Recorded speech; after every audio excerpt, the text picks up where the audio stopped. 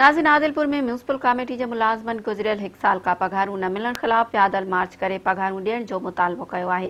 उन हवाले सां ॾिसो था अमजद कलवट जी ही रिपोर्ट। घोटकी म्यूनिसिपल कमेटी के मुलाजमन के 1 साल का पघारूं न मिलण खिलाफ प्रेस क्लब घोटकी का MNA मोहम्मद बख्श खान महर ऐं अहमद अली खान महर के खानगढ़ वाली रिहाइशगाह ताईं पैदल मार्च कढी वई आहे। म्यूनिसिपल कमेटी घोटकी के मुलाजमन मोहम्मद हनीफ कोराई, शाहनवाज सुमरो, इमाम बख्श मलिक, लाला करीम बख्श, इमदाद रिंद समेत बेन मुलाजमन आदलपुर में मेरान टीवी से ॻाल्हाईंदे चयो त असां म्यूनिसिपल कमेटी घोटकी 68 एम्प्लॉयज आहियूं। असांजी 9 साल सर्विस आहे। असांखे 2013 में अपॉइंटमेंट कयो।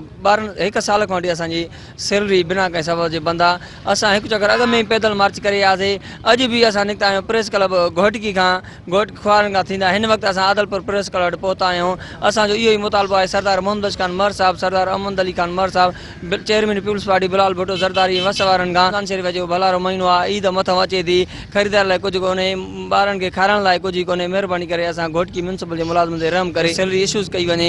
हिन वक़्तु असांजो जेको पैदल मार्च आहे आदलपुर खां इहो खानगढ़ तरफ़ आहे। सरदार अहमद अली खान महर साहब जन कयूं तो छा कयूं, असां दाह ॾियूं त कंहिंखे ॾियूं। हिते आदलपुर असांजा क़ुरान पाक पिया आहिनि, खानगढ़ शरीफ़ असांजा क़ुरान पाक उते रखी आया हुआसीं त असां वाइदा इहे कया विया त असां तव्हांखे जल्द से जल्द पघारूं ॾियारींदासीं। उन्हनि खे बि 3-4 महीना गुज़री विया आहिनि। असांजो कहिड़ो ॾोह आहे?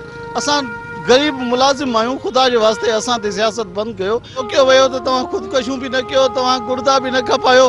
असां बच्चन जूं बर्दाश्तूं कीअं कयूं? असां छा ॾिसी सघूं बच्चन जे आड़ो? वञूं था त उहे बच्चा असांखे तंग करनि था त असांखे ख़रीदारी करायो। ईद अचे पई, बाबा असांजे लाइ छा वठी आयो आहे? नथा करे सघूं।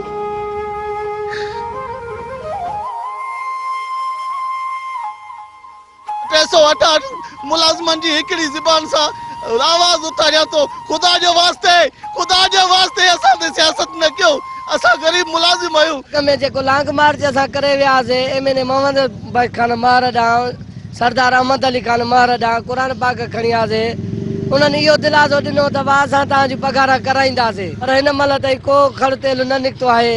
असां चेयरमैन बिलावल भुट्टे खे अपील कयूं था, ख़ुदा जे वास्ते असां सां इंसाफ़ कयो वञे। घोटकी म्यूनिसिपल कमेटी जा मुलाजिम मजबूर थी घोटकी का MNA मोहम्मद बख्श खान महर ऐं अहमद अली खान महर जी खानगढ़ वाली रिहाइशगाह ताईं ॿियो चक्कर पैदल मार्च करे विया आहिनि।